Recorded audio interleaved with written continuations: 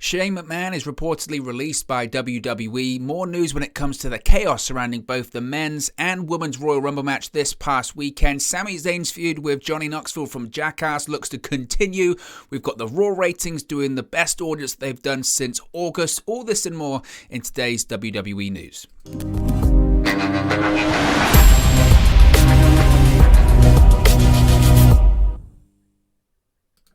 Hey guys, welcome back to Wrestling News 365. Hope everyone is doing very well. As always, there is plenty of news stories to get into today when it comes to WWE. And this big breaking story coming in the last couple of hours or so. And it regards Shane McMahon essentially being released by the WWE. Now, Shane McMahon's been all of the headlines recently, hasn't he? We've spoken about him a couple of times when it comes to his return at the Royal Rumble, plans for Elimination Chamber, plans for WrestleMania, possibly being in the WWE Championship picture, reported heat because he was the lead producer, lead writer for the Royal Rumble match, the men's Royal Rumble match this past weekend, and it fell very, very flat. Of course, as I mentioned, he was meant to be part of the Elimination Chamber pay-per-view. He's now not. He wasn't part of the WWE Championship Elimination Chamber match that was announced this past Monday. And now the report is, and it has subsequently been confirmed because the initial report came from Ringside News, which again, very, very iffy source. In fairness, and give them some credit, recently they've been pretty close and accurate when it comes to a lot of stories, and it's just been confirmed in the last half hour or so at the time of recording by Sean Ross Sapp that Shane McMahon has indeed been quietly let go from WWE due to the Royal Rumble heat that he gained this past weekend. So Shane McMahon's WWE return has reportedly ended already. Now, as we've spoken about, Shane McMahon was brought back by the WWE for the Royal Rumble match this past weekend. Now, he worked the match as a competitor, but as I mentioned earlier, he was also the lead producer and writer for the match. This led to major locker room heat for McMahon over the way he took charge of the booking and allegedly essentially tried to make the match all about himself and book the match and produce the match with himself being the focal point and doing everything surrounding himself. Now, in an update, as I mentioned, Ringside News, I'll give them the credit. They were the first to break this story, and it subsequently has been confirmed by other outlets. They report that Shane McMahon has been quietly let go by WWE, which essentially means he's been released. It was noted that WWE creative writers were told in a, quote, semi-quiet way that, quote, there will be no more creative discussions about Shane McMahon and that they have now, quote, moved on to other creative discussions. As I mentioned, it was previously reported how Shane was scheduled to be wrestling at Elimination Chamber and WrestleMania 38, but those plans now have been 100% scrapped according to this report. It was also reported earlier on in the week that there were plans for Shane to be working Raw for this run to WrestleMania as a heel, but those plans as well have been cancelled. Now, the report does speak about essentially Vince McMahon, WWE Chairman and CEO, but I guess most importantly in this case, Shane McMahon's father, having essentially no choice but to take action against his own son due to the heat that Shane had generated from the Rumble. Now, of course, Shane himself hasn't been a WWE employee and working in the office for quite a while, but he was, quote, supposed to be involved in the XFL somehow, some way, but then COVID-19 hit, and of course, the league went into bankruptcy. It's now owned by The Rock. So Shane McMahon's been on and off television for the last couple of years when it comes to, Raw Underground and the feud with Braun Strowman last year. But he was brought back by WWE for another run that began at the Rumble this past weekend. But that run's already ended. This is what the source reportedly says in this article by Ringside News. Quotes, Vince had no choice. Shane created chaos. Everyone was in uproar. Pissed off everyone in the Rumble, openly buried other producers, and was changing things that Vince wanted. Vince had no other choice but to send him home. The report also noted that Vince is quietly using the term let go to describe the situation with Shane, while the term blackballed has not been used. Word from within WWE is that Shane was, quote, pretty much let go. So obviously something's happened. Now, it must be said, when the reports first came out that Shane had heat coming out from the Rumble, again, I was looking at some of the sources and some of the reports that were stating this, and I was a bit like, I don't know if I'm fully buying into that. I don't know if I really believe it. But look, again, I will give Ringside News their credit. The last couple of reports they've done have been spot on, and they were first to break this story, and everyone else has subsequently confirmed it. And I guess that would maybe maybe explain the reason why specifically, I mean, the whole pay-per-view at the weekend just felt very flat. As I mentioned in my post show, it was newsworthy, but that doesn't mean it's good. Just because something's newsworthy doesn't mean the show's good. I felt it was very predictable. Specifically, that men's rumble was so flat. Nobody cared about it, even to the point of Brock being the surprise. It was like, everyone felt that was coming anyway. I mean, when Shane was in there and he was throwing out Kevin Owens as well, everyone was like, why? And to be honest, I mean, look, people like Shane McMahon, or they used to. And Shane, when he came back in 2016, was fun. And when he was the commissioner of SmackDown, that was fun too. And I think initially people did like Shane. That turned very quickly because Shane McMahon, especially, 2019 during that heel run, or 2018 into 2019, that heel run, he was beating people like Roman Reigns. It was ridiculous, absolutely ridiculous. And as Kevin Owens said in the promo all that time ago on SmackDown, nobody wanted more Shane McMahon. When you had that moment with Vince McMahon, Triple H, Stephanie McMahon, Shane McMahon on Raw at the end of 2018 in December, and we're going to give you what you want, and then they gave us more Shane McMahon, and it was just baffling, absolutely baffling. And some of the stories of what he was maybe scheduled to be doing at WrestleMania this year, working Seth Rollins or competing for the WWE Championship, possibly being WWE Champion going into the event. I mean, I get it, he's a McMahon, but he's not even a wrestler. Yes, he wrestles matches, but we're not talking about one of the greatest wrestlers of all time. We're talking about Shane McMahon. We're talking about the boss's son, who's, in his 50s at this point?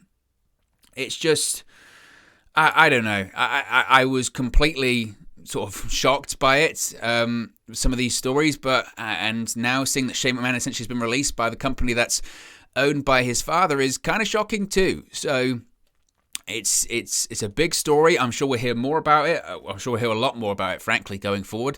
But Shane McMahon is no longer with the WWE. He's been quietly let go, and certainly is curious. Now let's talk about the Royal Rumble, as I spoke about. Obviously, it was a very polarizing event, or actually quite a negative event. A lot of people did not like what they saw, and the issues regarding both Rumble matches are coming out every single day, it feels like, when it comes to problems with the matches. So when it comes to the Women's Royal Rumble match, reportedly there were issues with this match at the Royal Rumble on Saturday.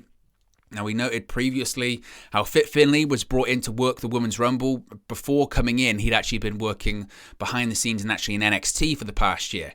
Now, Tyson Kidd, who's received a lot of praise for his work as a producer in WWE, he's the one that usually works with the women's divisions. But Fightful Select are reporting that Finlay was actually brought in because Kidd hasn't actually been producing matches for WWE for several weeks now. Now, it was noted that the reason for Kidd's absence was actually tied to the Royal Rumble, but no other details have been provided yet.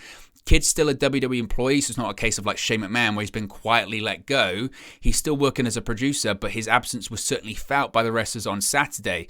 Now, the wrestlers who actually participated in the Women's Rumble match said it was, quote, a mess, and the morale was already low. This comes after rehearsal for the match was held on Friday.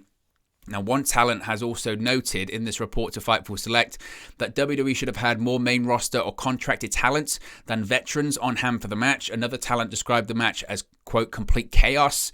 Now, regarding Kidd, word is that at least one woman's talent actually passed on being in the Rumble altogether because they learned that Kidd was not the producer. So, again, all of this does make a lot of sense. Like, when you watch these two Rumble matches and you felt that they were lackluster and they were poor and they felt that they didn't make a lot of sense, that's because nobody even in the match really knew what was going on.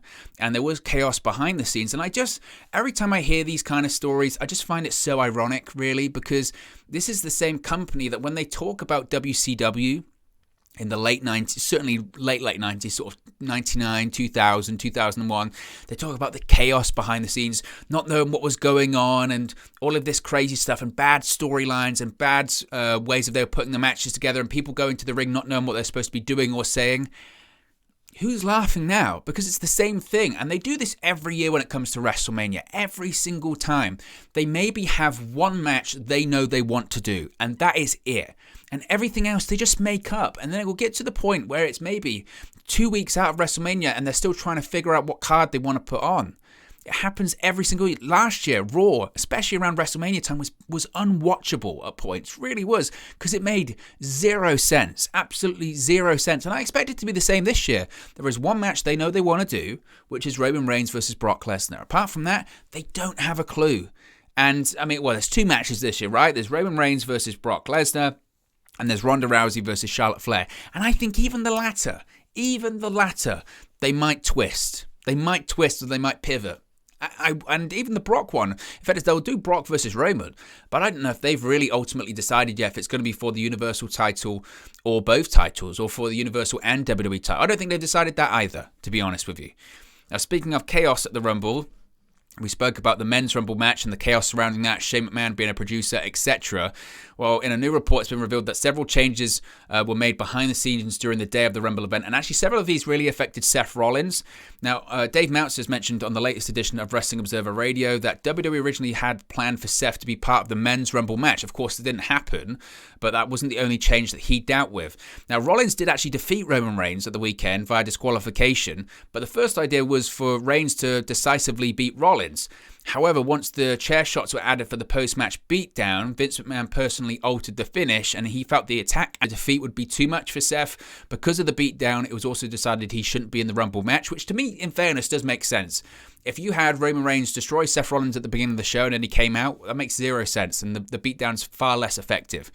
Now, on the flip side of things, reportedly Shane McMahon was actually pushing really hard for Seth Rollins to be involved in the match. So, again, that would jive with the possible plans being Seth Rollins versus Shane McMahon for WrestleMania, and Shane McMahon wanting a big part of the Rumble match to, I guess, sow the seeds for his possible feud with Rollins. I don't know.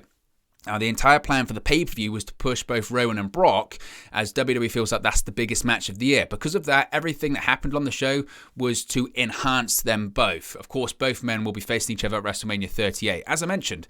So I look at that, to be honest with you, and I'd say, well, again, that makes sense.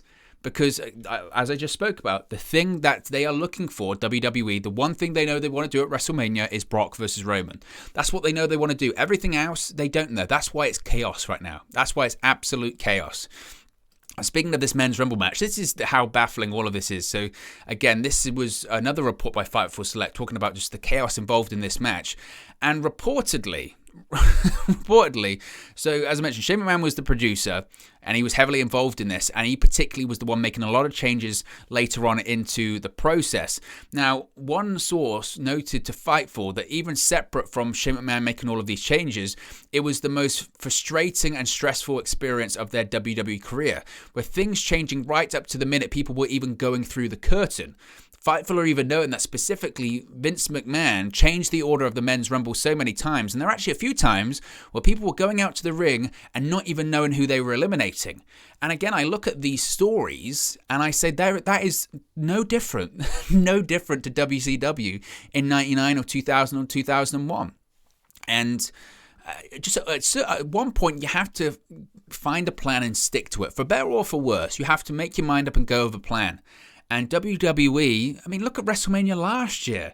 It was meant to be Edge versus Roman Reigns. I mean, initially it was going to be Edge versus Randy Orton. Then it's Edge versus Roman Reigns. And then it's Edge versus Roman Reigns and Daniel Bryan in a triple threat match. And again, I'm not ruling out changes to WrestleMania already because they have no idea what they want to do. Absolutely none. There can be reports that say, no, WWE knows what they want to do. Vince McMahon goes from week to week to week, minute to minute to minute. And I don't expect that to be any different. And the problem is, when you don't have, a coherent plan, you get what you got at the weekend, whereby a lot of things don't make sense because they haven't had time to figure out if this is actually logical or not. And that's part of the problem. And I think that's why we saw what we saw at the weekend. Now, one storyline that looks to continue heading into WrestleMania, even though the Johnny Knoxville appearance at the Rumble was said to be a one and done, the Sami Zayn and Jackass Crew feud is continuing. After their feud appeared to culminate at the Men's Royal Rumble match this weekend, Sami Zayn took things one step further by taking things into the real world, and more specifically the red carpet for the Jackass Forever premiere in Los Angeles. Now, Zayn posted several times on social media last night that he was going to be involved and he was going to be on the red carpet and all this kind of stuff. He actually got thrown out of the Jackass Forever premiere, so I don't know if he's going to continue or not. To be honest, Johnny Knoxville, this is the thing. Johnny Knoxville got one of the biggest pops in the Rumble match, and again, that's part of the problem. He was eliminated very quickly by Sami Zayn, but I don't know. I think maybe it's a case of, again, WWE, we've got different plans when it comes to WrestleMania and celebrity, and then they see Johnny Knoxville and they're like, actually, should we just continue it? So I wouldn't have a massive problem with it. My concern, as it was before, is that Johnny Knoxville of the week of the Rumble is on Howard Stern saying, I can't take any more hits to the head because I got such a bad concussion on the last movie and I've had so many concussions in my lifetime. My cognitive ability was actually declining, and then he's wrestling. Like, that's a problem. That is a massive problem. So whether or not he could actually do a full-on singles match, I don't know. Could they do what the plan was to do at SummerSlam in 2007? Initially, this plan at SummerSlam in 2007 was meant to be Umaga versus the entire Jackass crew.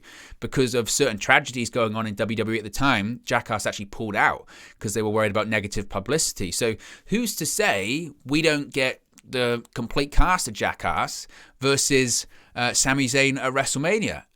I wouldn't necessarily be totally against it. I think that's quite funny. I'm a Jackass fan, so I wouldn't be against it. I really wouldn't. Finally, the Raw ratings I spoke about earlier on have done the best audience that they've done since August last year, because Monday's live post-Royal Rumble edition of Raw drew an average of 1.865 million viewers on the USA Network, according to Nielsen via Showbuzz Daily. This is up over 5% from last week's Royal Rumble Go Home show. The first hour drew over 2 million viewers. It dropped in the second hour to 1.87, when dropped for the third hour to 1.6 million. This is why I'm always confused why they don't stage whatever they like the big angle on that show. I mean, I guess they had Brock kick off the show and they're happy with that. So I suppose that's what they're looking for. But a big segment also was Ronda Rousey making a decision, and that was watched by the least amount of people, which is certainly interesting as well. Now, Raw ranked number 1 for the night in the cable top 150. Of 0.47 rating. They were 10th for the night in terms of viewership on cable. As I mentioned, the Go Home, the post-Rumble edition of Raw, rather, was the best audience since August 30th and the best key demo rating since the November 22nd post-Survivor Series episode. So they'll obviously be very happy with that. Monday's Raw viewership was down still, though, 1.42% from the same week in 2021. The key demo rating was actually down 18.96% from the same week in 2021, which was also the post-Royal Rumble show. That's just what we're going to see. I mean, year on year, television ratings, WWE specifically, but television ratings in general continue to go down, so that's not a surprise. Obviously, though, they'll be happy. They'll be very happy with that. Highest viewership audience of the year, highest since August last year. Will they stick around from what they saw? I don't know. Because, again, on the flip side, with us saying how chaotic the Rumble was, WWE will look at it and say, well, that's a massive success. We made some buzz. Brock Lesnar winning, Ronda Rousey's return, did a decent number on Monday, so we're happy with that. It's just a case of, okay, they tuned in, but how do you sustain that? How do you continue that? And that's the interesting thing to see. Nevertheless, guys, as always, be sure to smash a like on the like button. Be sure to subscribe, bottom right-hand corner. Let me know your thoughts on today's WWE news stories in the comment section below, and I'll speak to you again very, very soon. Hey guys, thank you for watching, listening, streaming, or however you come across this video today. Be sure to click on the video on the right there to watch our next video, or click the bottom there to subscribe, or the bottom right hand corner. Thank you very much, and I'll speak to you again very soon.